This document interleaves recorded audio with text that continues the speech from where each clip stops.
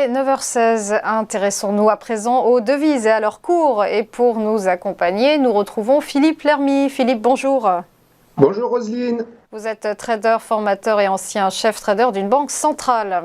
Alors Philippe, on va d'abord revenir ensemble sur la reconduction de Jérôme Powell à la tête de la Réserve fédérale américaine. Le Sénat a validé son second mandat et par là même la normalisation de la politique monétaire. Oui, je ne sais pas s'il y a eu le vote, c'était l'audition. Il faut regarder, mais bon, c'est quelque chose d'acquis puisque c'est un républicain modéré. Enfin, c'était surtout l'occasion pour Powell d'annoncer des nouvelles choses côté politique monétaire devant le comité bancaire du Sénat. Donc il indique maintenant que l'inflation durera au moins jusqu'au milieu de l'année et qu'il y aura progressivement un apaisement des contraintes de logistique. Il a assuré qu'il ferait ce qu'il faudra pour combattre l'inflation. Il a aussi mentionné que les USA s'approchent très très rapidement de l'emploi maximum. On l'a vu, les 3,9%, c'était 3,5% le plus bas juste avant la pandémie, c'était un plus bas de 1969. Alors ce qu'il y a, c'est qu'il a dit, et c'est ce qui était important, je cite, peut-être qu'à un certain point plus tard dans l'année, il sera possible de réduire le bilan de la Fed. Nous avons la capacité de le réduire plus tôt et plus rapidement que la dernière fois. Plus de clarté sur le bilan de la banque sera donnée bientôt. Donc on passe carrément du tapering au tightening, c'est-à-dire la réduction du bilan. Alors les banques, du coup, anticipent qu'elle ne sera pas comme celle de 2017, enfin il l'a dit d'ailleurs, où c'était simplement un non-réinvestissement des titres arrivant à l'échéance à l'époque, mais là, ça sera une vraie réduction où la Fed va devenir vendeuse des titres qu'elle a accumulés donc, depuis la faillite de Lehman. Donc d'un autre côté, on a aussi 3 membres de la Fed qui ont annoncé vouloir une hausse des taux dès mars, alors qu'au départ, le marché interbancaire anticipait une première hausse en juin. Donc, on voit ce qui se passe, c'est-à-dire que le spread de taux Europe-USA à 10 ans, toute la courbe a baissé fortement des spreads. Et pour l'instant, ce qu'on voit, c'est que l'eurodoll ne suit pas. Bon, on va en parler tout à l'heure. Alors Philippe, on va poursuivre avec un nouveau record, celui de l'inflation aux États-Unis, plus 7% en annuel, c'est du jamais vu depuis 40 ans. Voilà, tout à fait. Alors, ce chiffre n'a pas vraiment surpris les marchés des devises et les marchés des actions outre mesure, puisqu'il était quand même attendu. Alors, même si les variations mensuelles étaient à peine plus fortes, mais ce qu'on remarque dans ce chiffre, comme d'habitude, il y a le prix des voitures qui est élevé, mais qui continue de monter, les prix des voitures d'occasion, avec une augmentation de 3,5% sur un mois. Ça fait 37% de hausse en un an pour le prix des véhicules d'occasion. Alors, il faut savoir que rien que ce chiffre contribue à un quart de la hausse des prix de l'inflation en alimentation et énergie. Alors, ce qu'on remarque aussi, c'est les prix des billets d'avion qui repartent à la hausse pour le deuxième mois consécutif. Donc, et d'ailleurs, si on regarde les enregistrements de voyageurs dans les aéroports américains, on voit que ça c'est corroboré. Donc, les enregistrements sont plus forts que l'année dernière. Donc, qu'est-ce qu'on peut en conclure de ces deux chiffres? Que c'est une mauvaise nouvelle côté inflation, mais c'est aussi une bonne nouvelle parce que ça veut dire que malgré Omicron, les services ne fléchissent pas. Donc on n'est plus comme dans les vagues précédentes. Donc l'économie en pâtira beaucoup moins pour l'instant. Alors ce qui est inquiétant par contre, c'est qu'on le voit avec le prix, l'inflation en alimentation et énergie, c'est que la pression sur les prix se généralise. On a notamment les prix des loyers qui continuent de monter et eux ils contribuent à 32% dans l'indice.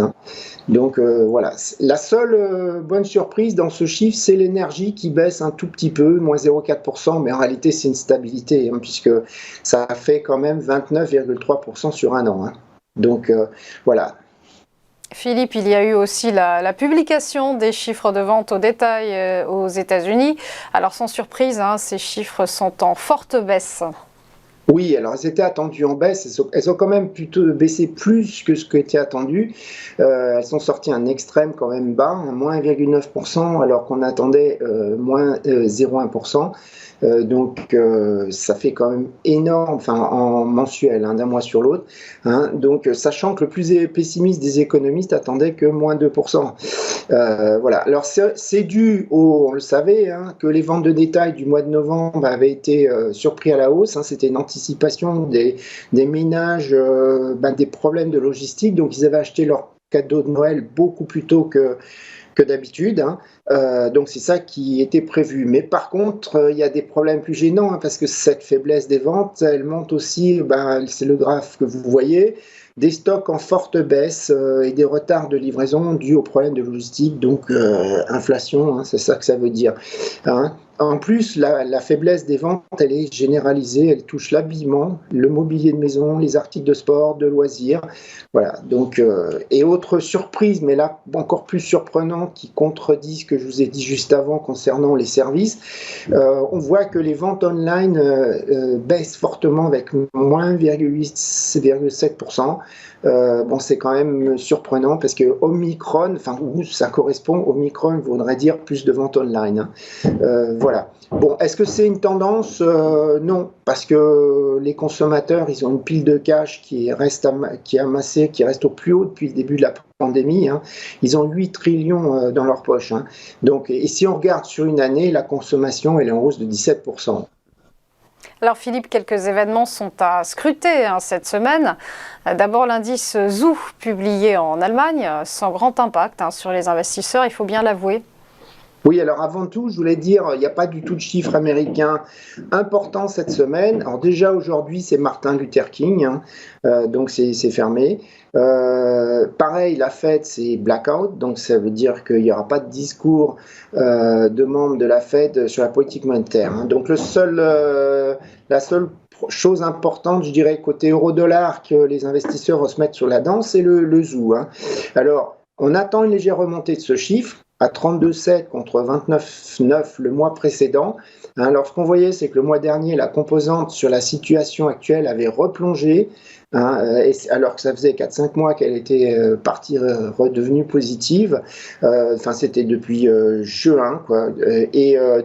C'était à cause de la reprise des infections de Covid, hein, qu'elle rebaisse. Hein. Donc, il est fort probable que ça soit à nouveau le cas ce mois-ci, parce que il y a quand même une belle explosion des cas de Covid et des restrictions en Allemagne. Hein. Mais le chiffre global, ça serait probable qu'il annonce une légère amélioration, hein, parce que les investisseurs allemands, ils anticipent tous une reprise de l'économie dès le deuxième trimestre. Ensuite, on va observer les chiffres de l'inflation au Royaume-Uni. Alors, quoi qu'il en soit, la BOE ne devrait pas changer son fusil d'épaule. Oui, alors là, c'est pareil, on attend une inflation forte, 5,2%. Après 5,1%, donc c'est une stabilisation maintenant.